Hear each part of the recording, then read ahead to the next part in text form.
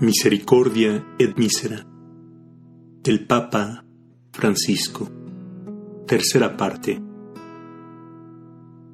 La Biblia es la gran historia que narra las maravillas de la misericordia de Dios. Cada una de sus páginas está impregnada del amor del Padre, que desde la creación ha querido imprimir en el universo los signos de su amor.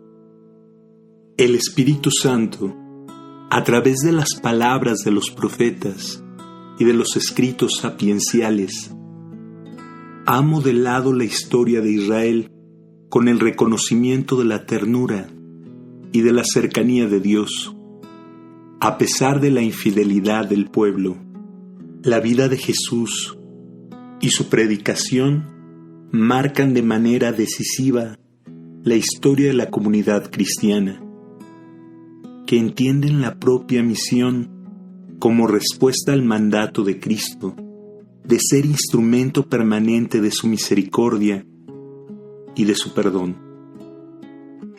Por medio de la Sagrada Escritura, que se mantiene viva gracias a la fe de la Iglesia, el Señor continúa hablando a su esposa y le indica los caminos a seguir para que el Evangelio de la salvación llegue a todos. Deseo vivamente que la palabra de Dios se celebre, se conozca y se difunda cada vez más, para que nos ayude a comprender mejor el misterio del amor que brota de esta fuente de misericordia. Lo recuerda claramente el apóstol. Toda escritura es inspirada por Dios y además útil para enseñar, para arguir, para corregir, para educar en la justicia. Sería oportuno que cada comunidad, en un domingo del año litúrgico, renovase su compromiso en favor de la difusión, del conocimiento y la profundización de la Sagrada Escritura. Un domingo dedicado enteramente a la palabra de Dios, para comprender la inagotable riqueza que proviene de ese diálogo constante de Dios con su pueblo. Habría que enriquecer ese momento con iniciativas creativas que animen a los creyentes a ser instrumentos vivos de la transmisión de la palabra. Ciertamente, entre esas iniciativas tendrá que estar la difusión más amplia de la Lectio Divina, para que, a través de la lectura orante del texto sagrado, la vida espiritual se fortalezca y crezca.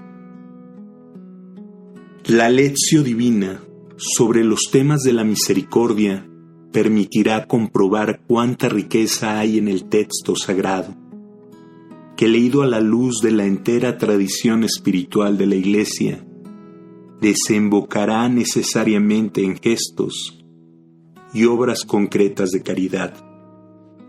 La celebración de la misericordia tiene lugar de modo especial en el sacramento de la reconciliación.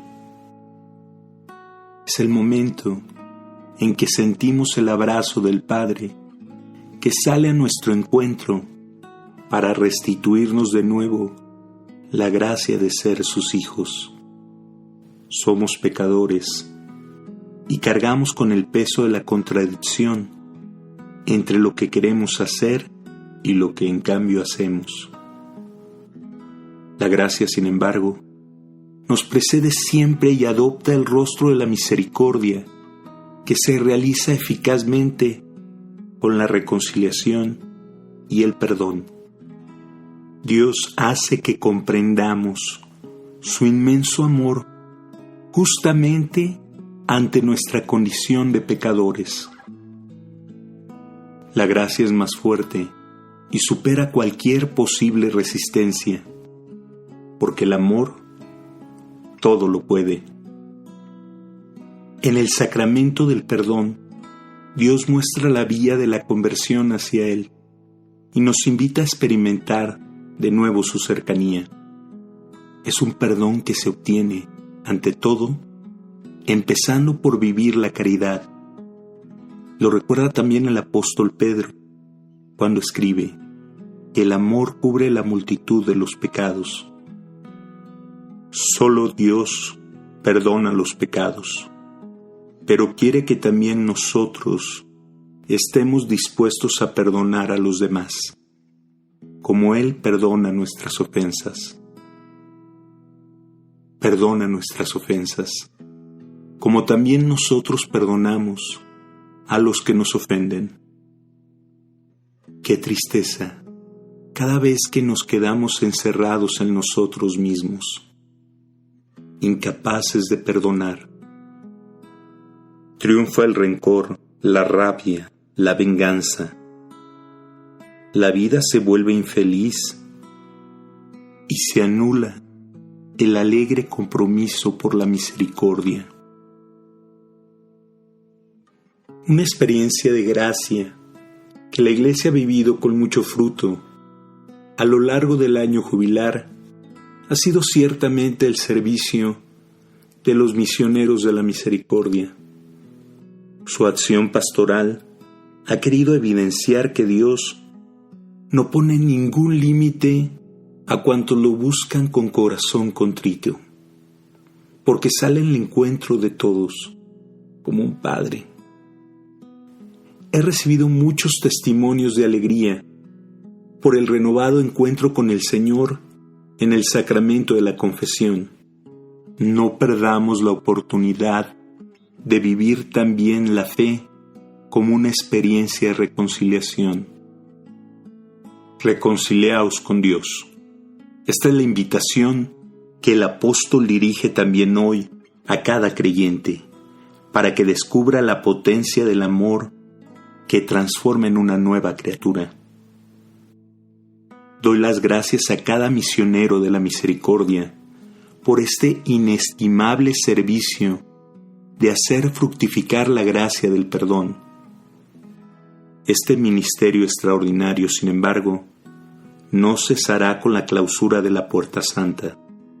Deseo que se prolongue todavía, hasta nueva disposición, como signo concreto de que la gracia del jubileo siga siendo viva y eficaz a lo largo y ancho del mundo.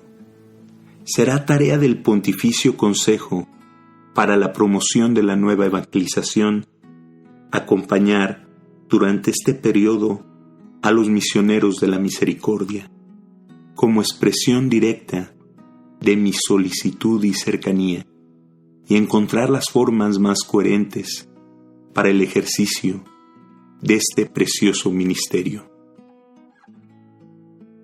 A los sacerdotes renuevo la invitación a prepararse con mucho esmero para el ministerio de la confesión, que es una verdadera misión sacerdotal.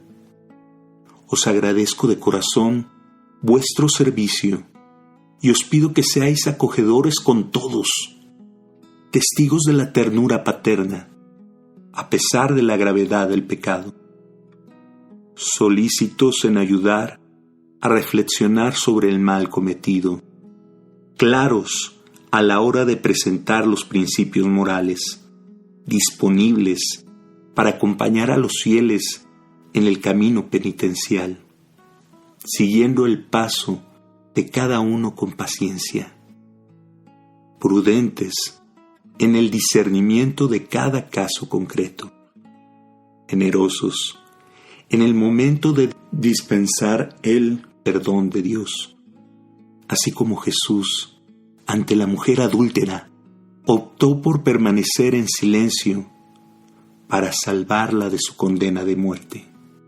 Del mismo modo, el sacerdote en el confesionario debe tener también un corazón magnánimo, recordando que cada penitente lo remite a su propia condición personal, pecador, pero ministro de la misericordia.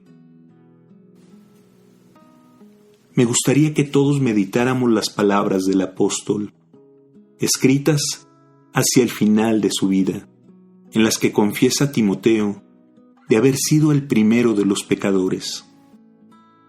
Por esto, precisamente se compadeció de mí.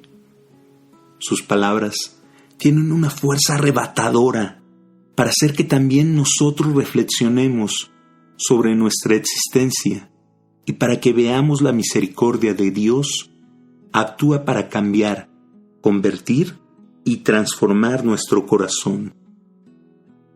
Doy gracias a Cristo Jesús, Señor nuestro, que me hizo capaz, se fió de mí y me confió este ministerio, a mí, que antes era un blasfemo, un perseguidor y un insolente. Pero Dios tuvo compasión de mí. Por tanto, recordemos siempre con renovada pasión pastoral las palabras del apóstol.